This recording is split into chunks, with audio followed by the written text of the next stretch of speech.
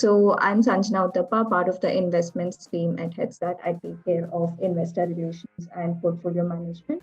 We are doing this session as part of the Startup September series, which is a month-long celebration of the entire startup ecosystem, where we try to host various initiatives and programs spanning across different functions in the ecosystem, just trying to add value to all different kinds of stakeholders. So, in the next 20 minutes, we will be diving deeper into the fund of the day. And the hero fund of the day that we have today is PeerCapital. We have Karthik Prabhakar, who has joined us here today, the managing partner at PeerCapital.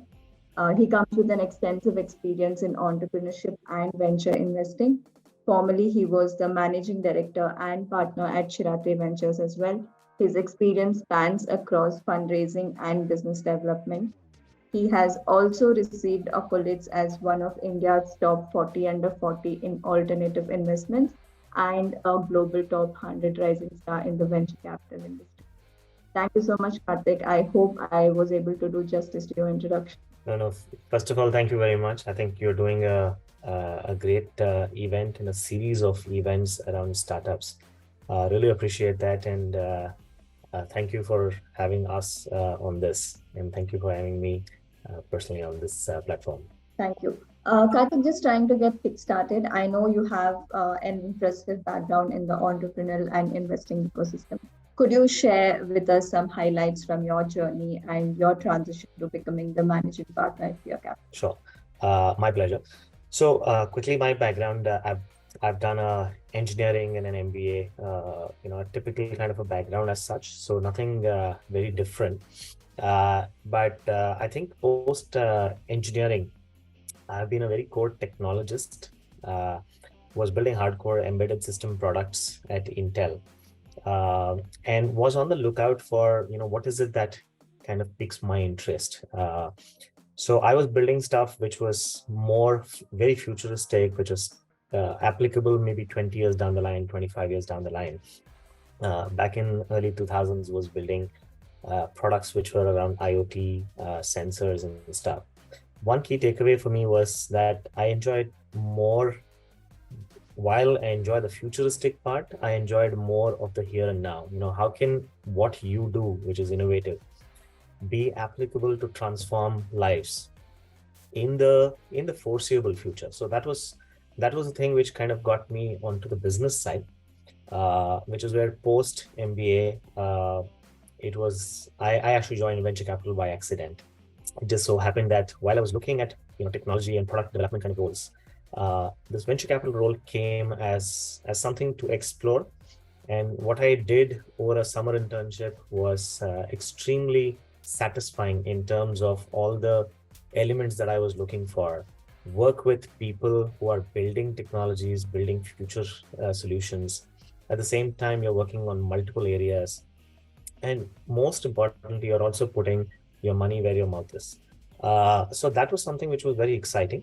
And in the last close to 12 years of journey as a venture capitalist, when I first started as a summer intern in 2010, I think I've been very fortunate to learn very closely from entrepreneurs and people who have actually built the startup ecosystem today. Back in 2010, it was a very, very nascent ecosystem. But today, I think we have a thriving startup ecosystem, all thanks to numerous entrepreneurs, both who have built it very big, and at the same time, most important, the ones which have not been able to as well. Because I think that's where most of the learning has been. So my biggest takeaway is actually a couple of things. One, entrepreneurship has become mainstream today, which is very satisfying. Risk-taking is no more a taboo. In fact, it's more celebrated. Secondly, capital is available to take that risk.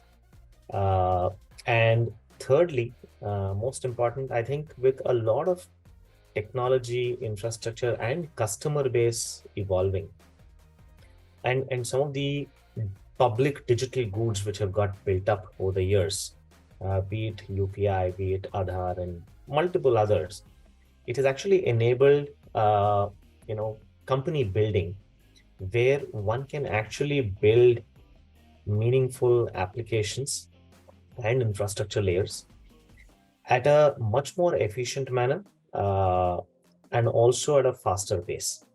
But I think the catch is also that the depth of understanding that is required to build a new innovation today is a lot more. We are no more scratching the surface. One needs to really understand the pain point and the key customer need before one jumps into solving it. Otherwise, there is also time a dozen attempts to kind of replicate what somebody else is doing. Cost arbitrage is no more the edge for India as such. If we are building from India for the world, it has to be technology arbitrage. It has to be why what we are doing is something which is very unique and applicable both in India and globally. That's right. I would totally agree to that. And I would also totally agree to how entrepreneurship has become mainstream. I remember when I graduated a decade back, we wanted to get placed in companies, but students today wants to start off something new. So that's right. So shifting gears a little on PeerCapital, I also did notice that PeerCapital is described as peers who work with you. So how do you support the growth of your portfolio startups beyond just capital? We would also love to hear and understand from you about the peer perks. Sure. In fact, that's also been a kind of evolution and a learning across the years. Just a quick background on PeerCapital. PeerCapital is focused on seed to Series A investing in technology companies in a few niche areas. And the whole genesis of this has been that the team which got together, me and my two other partners, all of us have come from differing experiences within the startup ecosystem. And that's what is very exciting for us. While I've been a career VC, I've seen one side of things of how do you look at investing, governance, enabling startups more from a top-down perspective, and looking more at a fund management, portfolio management perspective. One of my other partners, Rohit, he has been an entrepreneur through his career. He built Cloud9 hospitals from day one to making it IPO ready, building a professional management, handing over to a professional team and to move on to do investing. And what kind of is important is he brings in that operating chops, the bottom-up approach of what it takes to build a company. Right from very early days where you're kind of rolling up your sleeves and doing everything yourself, to actually one of the most important elements is to let go and bring in people who are much smarter than we are to actually build and thrive the ship. That is something that he kind of brings as an experience. And my third partner, Ankur, someone who's been consultant, run M&A, diligence, investment banking for 20 plus years. So he's bringing the third perspective where he's worked with many startups to kind of help them in their Series B plus kind of funding cycles. So the whole thought process is there where you're doing diligence and figuring out what are the challenges, what are the risks, what are the issues. How do we apply some of that 2 steps before? And say when you're investing itself, how do we make sure that we give all these learnings to the founders so that you're actually not identifying problems at a Series A or Series B, but actually proactively know what problems can come and how do you build systems and governance right from day one to enable that you're actually focusing on building that core product. So one of the key learnings for us has been that, the 3 of us and our extended team, idea is to see how can we bring in this diverse experience to enable the founders in their journey, where we totally believe that the founders are the key captains of the ship. At no point do we believe that, we know it all or we know something better. So we want to build or there. I think the key is there's a lot of common learnings which one accumulates. How can we make sure that we enable and empower the founders through that? And literally, I think the thought process for us, and that's why the name Peer, is once we kind of put the money in, we're actually on the same side as the founders. We are peers. We pretty much want to be like quasi co-founders.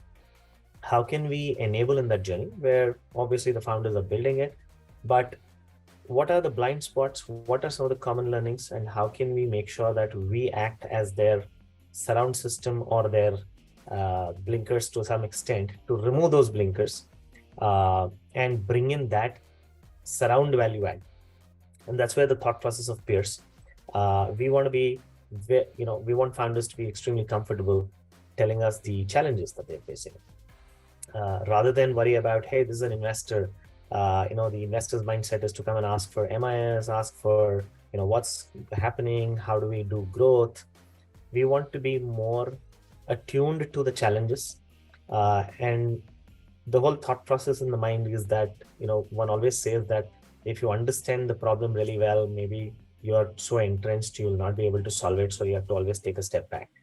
But I think it's a very fine art. While you take a step back and ask the right questions, it's also important to be able to understand the real problems and see how, based on past experience or experience we have seen from other companies, can we bring in that experience to say, okay, how do we solve it?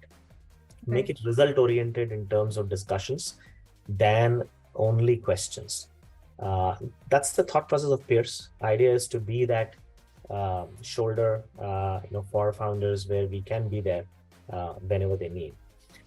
On the same lines, we thought, we need to kind of extend and make this more scalable. It can't be that either the three of us or our team are individually looking at creating that sense of value in each company at each step. There are a few things which we can kind of abstract and say, there are a couple of relationships, couple of experiences which we can give ready-made. So that's where the whole thought process of a peer perks, where a startup in their 0 to 1 journey may not have access to many resources and talent. But as a fund where we are working with 20 companies, today we've already made 7 investments, 3 more in the pipeline. We bring some sort of a aggregation of sorts, where you're no more talking as just one startup, but as a group of companies. And how can we use that position to leverage some of the resources which are available, which can then be made available to startups. So the most commonly required needs, be it the more basic ones or most intuitively easy to understand, something like a cloud credits, something like access to, people who have already done that, where you can engage with people. If you have some structuring elements that one needs to understand, founders many times won't know, who is the lawyer we need to go to, who is the consultant we need to kind of go to. Some of these basic things, can we kind of structure that into a place and make sure that for any of these needs, you're just one call away, and here is the person to talk to, and here is the solution which is already available. Similarly, as products, various offerings and resources which we are kind of working with partners to create exclusive or at least some sort of a special offerings to our portfolio, which just makes it easier for them to access and move ahead much faster. Right. Thank you for sharing that. That was pretty detailed, and I think it's very important that we, as investors, are able to provide startups something much more beyond capital, and that's what startups need as well to scale and grow. I know fintech is one of the sectors that you all focus on. So, can you share some specific examples on pain points within the fintech sector that you believe startups could look at addressing? Probably that is not yet addressed, or where there can be a little more innovation. Well, it's an interesting topic. I think this is also the season of a lot of fintech thought process which has come out in the market as we speak. We just concluded the Global FinTech Festival, which I think a lot of coverage on that as well. And I was just following through on some of those. In a sense, I think fintech is something where there's been a lot of uncertainties in the last couple of years, which is all kind of coming down and creating more awareness for startups to kind of build in that space. Historically, I think fintech, in the truest sense, there are fundamentally a lot of challenges and gaps which still need to be solved in the market, be it in terms of access to credit, which is still a large unmet need. both in terms of retail and in terms of SMEs. That's one area where there's a lot of work that has happened already. Be it in terms of payments, both easy micro payments, which UPI has kind of enabled in a big way, or cross-border payments, where there's a lot of compliances which one needs to kind of go through. So in summary, Sanjana, I don't think it's really about completely disruptive innovation where nothing has happened at all. Fintech, in my view, is more about there are possibly various ways to solve for it, but what one needs today is efficiency and ease with which one is able to solve for it. One of the examples is, as India kind of grows from a $2,000 per capita to wherever it will lead to in the next 20, 25 years. And, if you read various reports, it is expected to go from 2,000 to around 5,500 by 2030. And it's supposed to go to around $12,000, by 2040 or so. If you're talking these numbers, one of the things is that, financial products which are available to make sure that your capital or your savings are put to better use is a constantly evolving space. And today there is a lot of innovation and a lot of access to new products which are being created as we speak. India is also kind of, to some extent, moving away from a pure savings focused, gold focused, real estate focused investing to financial products also being explored. And also in the long term, as one moves away from risk-free returns of 8%, which, a lot of consumers were very comfortable with in the past, that's no more a reality. Risk and reward is something which will go in parallel. So with an inflationary outlook of anywhere of 5-6% and growth expected of 7% in terms of GDP, one is looking at how do you make sure that you access financial products which are giving you at a bare minimum to exceed this inflation, and at the same time exceed 10, 12, 15%, which will give that wealth creation as well. One of the fundamental things for this is even awareness. How do you create awareness, and how do you create financial products which are easily accessible and ensuring that you're creating that outcomes? So that's another area, which is in terms of wealth tech per se, which is getting disrupted. It's no more about, just platforms which are catering to the uber rich. It's also about, okay, how do you make sure that the guy or girl who's, earning, in the first 3-4 years of the journey, the aspiration is no more that, okay, you need to buy a vehicle, you need to buy a home. That's not how, the consumer in the 20s think, and I'm sure you agree. So how do you make sure that there are various products which are available which cater to this need? So that's one of the other areas in terms of financial products. So I think there's a plethora of opportunities. The key is to figure out how is customer acquisition going to happen, and how do you retain this customer in terms of experience. Even if you take lending, right? Ultimately, what is one doing? One is basically lending at a certain rate. Now, one can say that, what's the difference? There's no difference. I mean, ultimately, that's why there are multiple banks. But still, even if you take just historical experience, still somebody comes and says that an American Express customer experience is unmatched, and it's still higher priced. So how do you create some of that where it's really about customer experience, building the right products which has the need in the market across, say, lending solutions, creating access to credit. How do you create financial products to invest capital, both at a retail level, and how do you make sure payments are more seamless? I think those are some of the broad areas. And so far, we've kind of watched the fintech space. We've looked at a few companies very closely.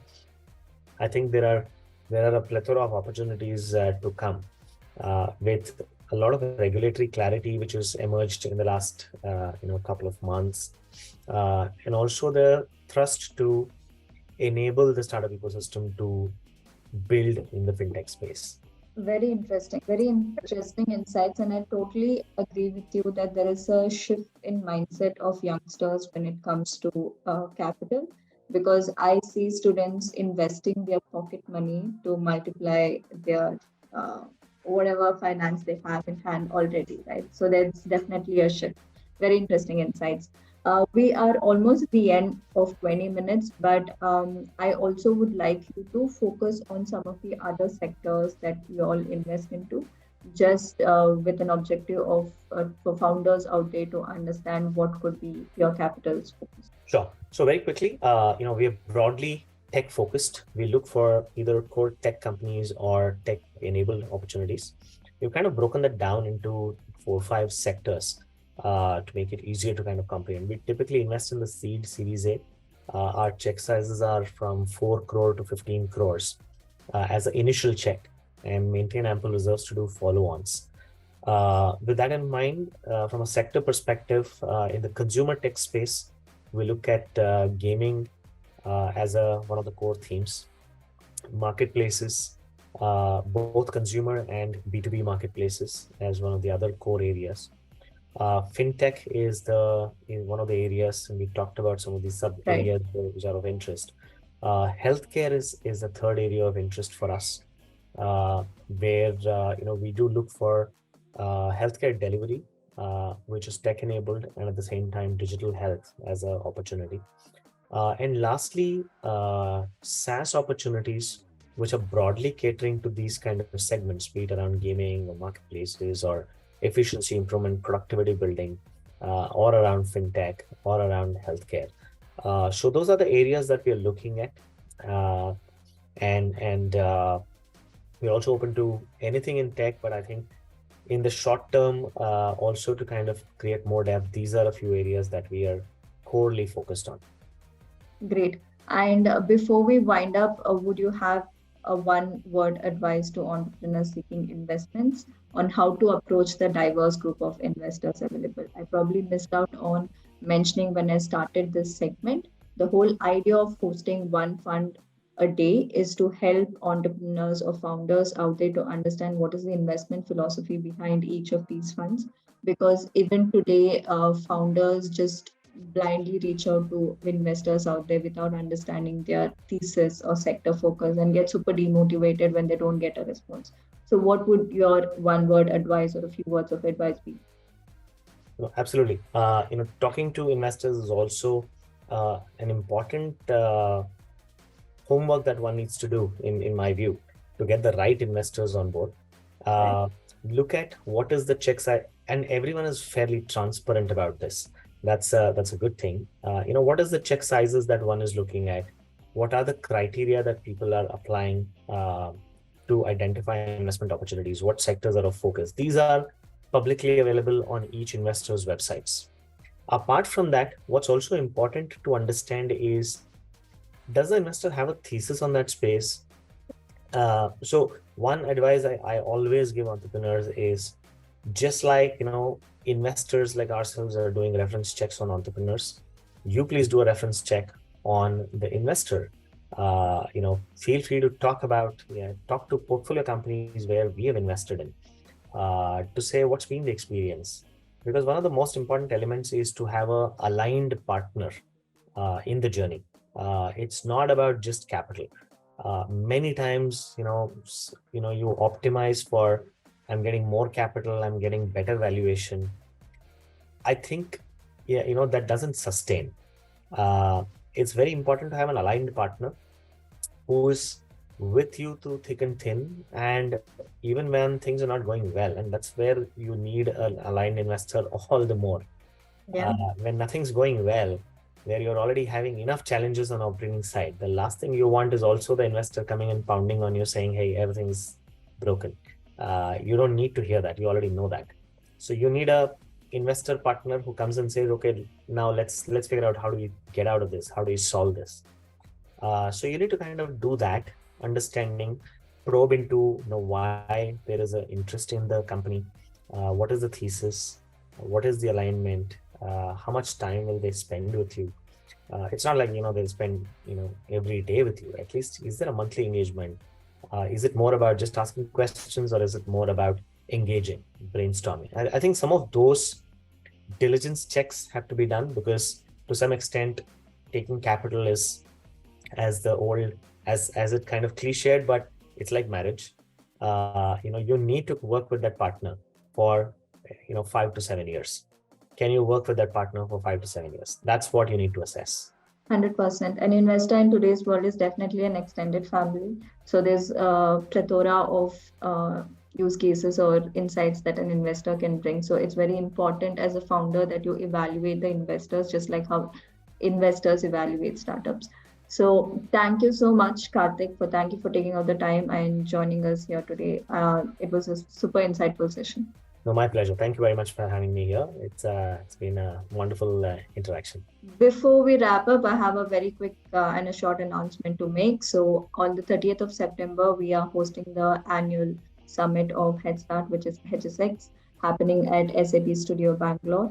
So it will be a day-long summit with workshops, panel discussions, speaker sessions, startup showcases. A great place to network and build connections. If you haven't registered yet, please head to Headstart social media pages for registration link and the event agenda. Look forward to seeing you all there, and see you all tomorrow with yet another fun. Thank you so much.